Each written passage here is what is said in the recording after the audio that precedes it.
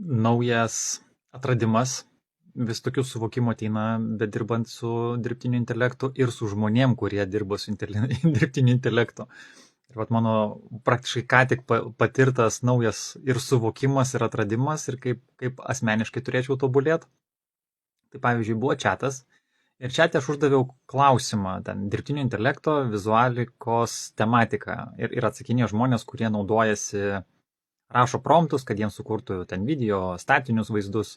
Ir uždaviau klausimą, o kokios yra geriausios praktikos sukurtos vadinamus promptus, kad galutinis rezultatas būtų tas vaizdelis, judantis ar statinis, nesvarbu.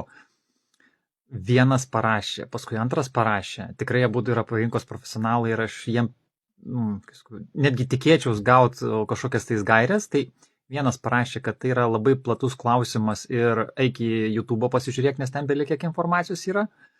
O kitas irgi šiek tiek bandė nukreipti, kad tai yra per platu, labai individualu ir kur lenkiu, kad galutinė stotelė, aš pabendravus kokį 10 minučių su 2 žmonėm, aš neturiu nei aiškios krypties, nei aiškios sąrašo komandos nuorodos kur eit ir neturiu atliktos užduoties.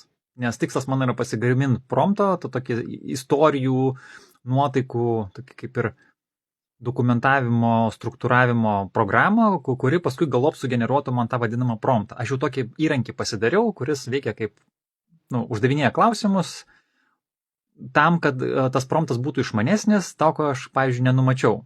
Nes, pavyzdžiui, taip įprasta būdavo, kad, pavyzdžiui, sugalvoju, parašau ten tą pirminę užklausą, tada nusiunčiu ten kokiam giminė ar kažkam tais, kad sugeneruotų promptą ir tada iš to prompto gimsta promptas, kurį duodu video generatoriui arba statikos generatoriui, tokiu būdu man sugeneruoja vaizdelį. Ir tai būna netobulai.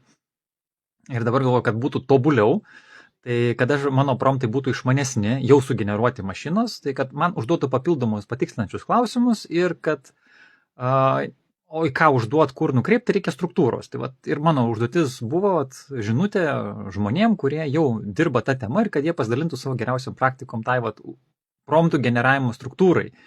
Neprašiau, kad jie man sugeneruotų ir kažkaip tais pamokintų. Aišku, čia gal ir mano žinutės ribotumas. Bet ką atėjo suvokimas, kad kai aš dabar daug bendrauju su dirbtinio intelekto robotukais, kurie man kūrė sistemas, tai jie manęs nepalieka be žinios. Labai retais atvejais yra tas vadinamas dead endas. Tai reiškia, kad priėjom liepto galą, neaišku, ką daryti ir vis tiek būna, kad paklausiu, ką daryti, ką nukreiptum, kur, kad iš šitos situacijos išeit. Tai arba, pavyzdžiui, tą vadinamą researchą pasidaryk ir patikrink internete, galbūt kažką rasite tematiką, nes mes jau įsigilinę arba kitus, kodėl multi-agentus darausi, kad kitų paklaus, gal jie turės kažkokių įžvalgų pastebėjimų ir galop visą laiką išeina, kad gaunu atsakymą arba sprendimą ir tada jau einam jį spręsti. O dabar su žmonėm pabendravus, mano Zoja, nebe Zoja, ta Jane kalba, pabaigus užduotį padariau, kad balsu įgarsintų, kas padaryta, tai irgi progresas šioks toks. Tai o dabar pabendravus su žmonėm, aš likau be rezultato ir man atrodo, kažkokia nesąmonė.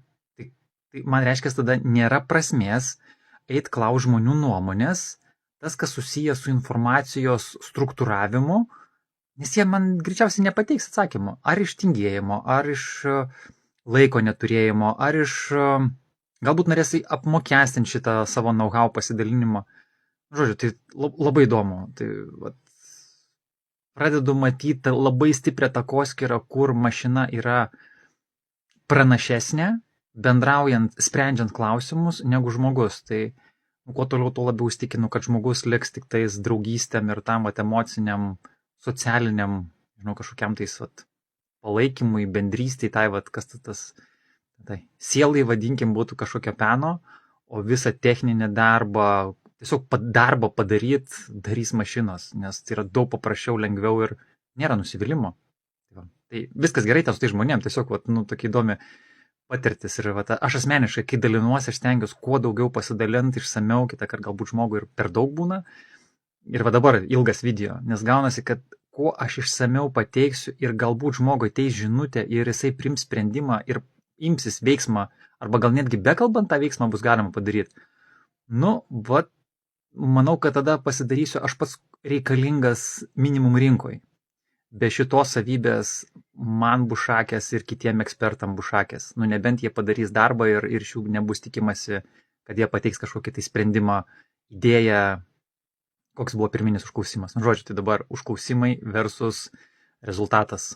Ir jeigu jo nėra, bus šakės. Tai vat, Jurijus iš Enzo, jis lygiai taip pat kalba, rezultatas svarbiausia, tai aš dabar įsitikinau, ant kiek galima pamatyti, kad rezultato, kai nėra, yra erzina ir tie žmonės, kurie naudosis dirbtinio intelekto vienokiais ar kitokiais įrankiais, tai jie bus ypač jautrus šito rezultato nebuvimui pabendravus su gyvu žmogum.